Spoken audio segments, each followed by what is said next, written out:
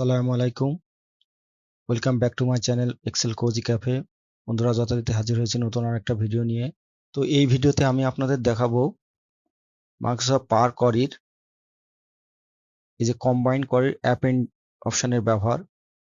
তো আমরা যারা প্র্যাকটিক্যালি কাজ করি তারা হরহামেশাই যে প্রবলেমটা ফেস করি, এক বা একাধিক শিটে আমাদের ডাটা থাকে। তো আমার যদি দুইটা শিটের ডাটা থাকে সেক্ষেত্রে আমরা অনেক মার্জ কোয়ারি ব্যবহার করতে পারি, কিন্তু যদি একাধিক শিট থাকে, দুইটা তিনটা চারটা দুইয়ের অধিক, সেক্ষেত্রে আপনার কিন্তু মার্জ কোয়ারি দিয়ে আপনি ডাটা গুলোকে মার্জ করতে পারবেন না। সেক্ষেত্রে আপনার এই যে কম্বাইন কোয়ারির যে অ্যাপেন্ড অপশনটা এখানে ব্যবহার করতে হবে, আনলেস আপনাকে পাওয়ার পিভট ইউজ করে আপনাকে পিভট টেবিলের মাধ্যমে আপনার ডাটাকে জেনারেট করে আপনাকে প্রেজেন্ট করতে হবে। তো এখানে দেখুন, আমি আমার 2020, 2022, 2021 তিনটা সালের আমার বেশ কিছু অর্ডার আইডি, কাস্টমার আইডি, বিভিন্ন আইটেমের নাম, বিভিন্ন ডেট, এইভাবে আমার ডাটাটা আছে। তো এটারে আমি অলরেডি পাওয়ার কোয়ারিতে দেখুন স্টোর 1 2, যদি আমি এটারে স্টোর 1, এটারে স্টোর 1, এটারে স্টোর 2, এটারে স্টোর 3 এইভাবে যদি ধরে নিই, সেক্ষেত্রে আমি দেখুন সব ডাটাগুলোকে কম্বাইন করে একটা শিটের ভিতর নিয়ে আসছি, এবং এটা একদম টোটালি ডাইনামিক হবে। ঠিক আছে, আপনি এখানে যদি আবার ডাটা চেঞ্জ করেন, অটোমেটিকলি এখানে ডাটা আপনার এখানে জেনারেট হবে। তো এটা খুবই সিম্পল একটা পাওয়ার কোয়ারির টিপস অ্যান্ড ট্রিক্স। কথা না বাড়িয়ে শুরু করা যায় আজকের টিপস। Let's get started.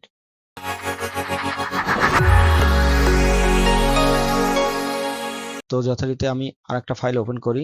দেখুন আমার ডাটাগুলো এইভাবে আছে, 2020, 2021, 2022 এইভাবে আমার ডাটাগুলো আছে। তো এটাকে জাস্ট প্রথমে আমি কি করব, ডাটা থেকে কোয়ারিতে আমাকে ডাটাগুলোকে ওকে, এখান থেকে ক্লোজ অ্যান্ড লোড টু থেকে আমি ক্লোজ অ্যান্ড লোড টু, এখান থেকে আমি অনলি ক্রিয়েট কানেকশন এটা ক্লিক করব। এবার লোডে ক্লিক করব। ওকে,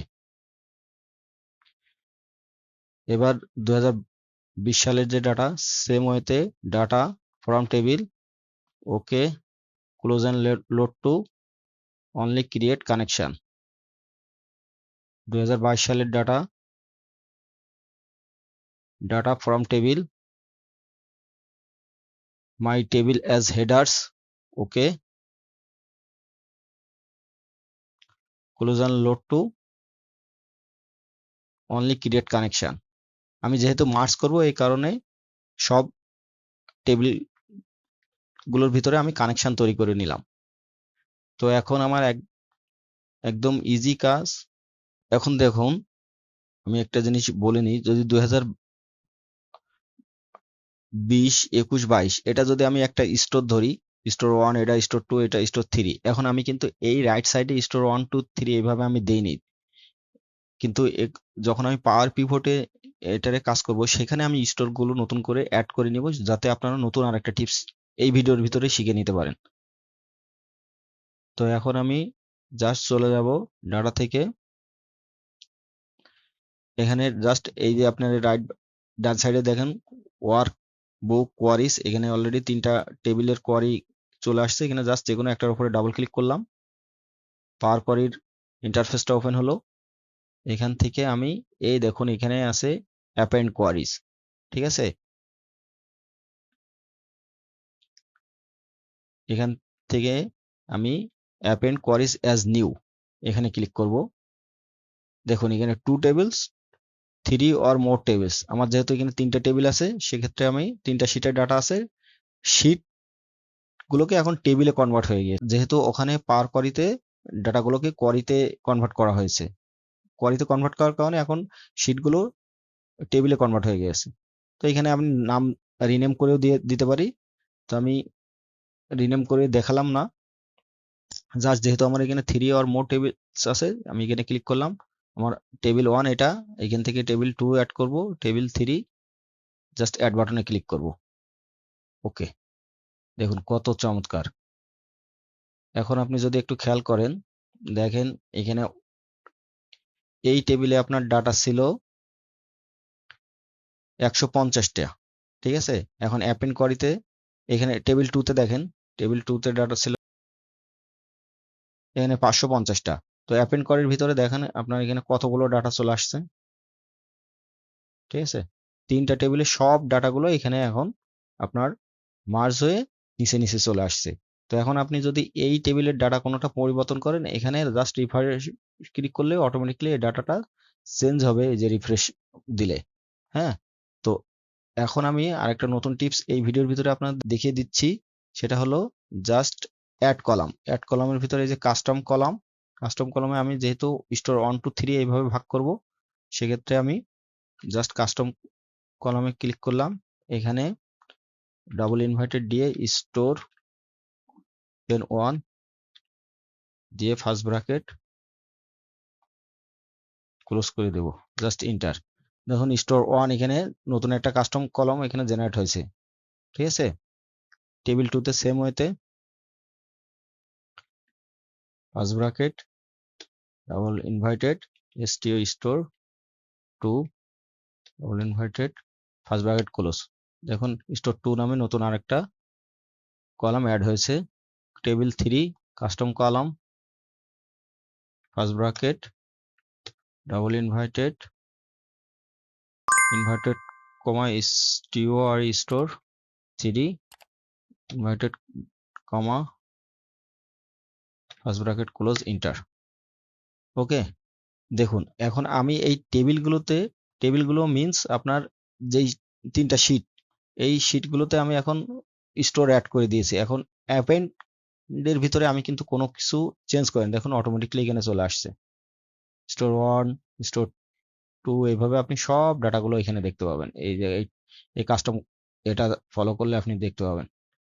দেখুন এখানে যদি আমি ফিল্টার করি আপনি এখানে দেখতে পাবেন 1 2। ওকে, এখন আমি যদি একটা রিফ্রেশ দিই, এই যে হোমের আন্ডারে রিফ্রেশ প্রিভিউ এখানে আমি ক্লিক করলাম, দেখুন 1 2 এখানে ডাটা কিন্তু আমার লোড, এই দেখুন 1 2 3 3টা স্টোরের ডাটা কিন্তু এখানে অ্যাপেন্ডের ভিতরে অলরেডি অ্যাড হয়ে গিয়েছে। ক্লোজ এন্ড লোড দিলাম, দেওয়ার পরে আমি এখন জাস্ট ইনসার্ট থেকে পিভট টেবিল তৈরি করব। এই যে কাস্টম থেকে এখন দেখেন স্টোর অনুযায়ী আমি এটারে যদি আমি এখন হেডারটা চেঞ্জ করে দিই, স্টোর লিখে দিলাম স্টোর। ঠিক আছে, এখন কোন স্টোরের কস্ট কি রেভিনিউ কি আপনি ইজিলি পেয়ে গেলেন। এবং এটা কিন্তু ফুললি ডাইনামিক, এখানে আপনি যখন ভিতরে ডাটা চেঞ্জ হবে এখানে কিন্তু ডাটা অটোমেটিকলি চেঞ্জ হবে। আমি একটু চেঞ্জ করে দেখি, এই যে দেখুন স্টোর 2 এখানে আমি ডাটা যেটা ছিল 1,01,000, এটারে যদি আমি এখন এই যে 5 লাখ বাড়ানোর পরে আমরা জাস্ট এখানে রিফ্রেশ ক্লিক করব, দেখুন এই যে ঠিক আছে 15,18,470, আগেরটা কত ছিল 10,18,470। তো এই যে আপনার অটোমেশনটা, এটা শুধুমাত্র পসিবলই হলো আপনার পাওয়ার কোয়ারির মাধ্যমে ডাটাগুলোকে অ্যাকুমুলেট করার কারণে। তো এই ধরনের কম্বাইন আপনার যদি প্র্যাকটিক্যালি এই ধরনের কোনো ডাটা থাকে যে একাধিক শিটের ডাটা একটা টেবিলে শিটের ভিতরে আনতে হবে, তো অটোমেটিকলি আপনি এগুলো কাজ করতে পারবেন power query. Without power query you can do anything. তো সবাইকে ধন্যবাদ। I would like to request all of you please subscribe my channel and hit the bell icon. যারা অলরেডি সাবস্ক্রাইব করছেন তাদেরকে অসংখ্য ধন্যবাদ। এ ধরনের নতুন নতুন টিপস পেতে প্লিজ সবাই চ্যানেলটা সাবস্ক্রাইব করে রাখবেন এবং পাশে থাকা বেল আইকনটা ক্লিক করে রাখবেন, যাতে নতুন নতুন ভিডিও আপলোড করার সাথে সাথে নোটিফিকেশন চলে যায় এবং সবাই উপকৃত হতে পারে। তো আবার দেখা হবে নতুন কোনো ভিডিওতে, সে পর্যন্ত সবাই ভালো থাকবেন, সুস্থ থাকবেন। আসসালামু আলাইকুম।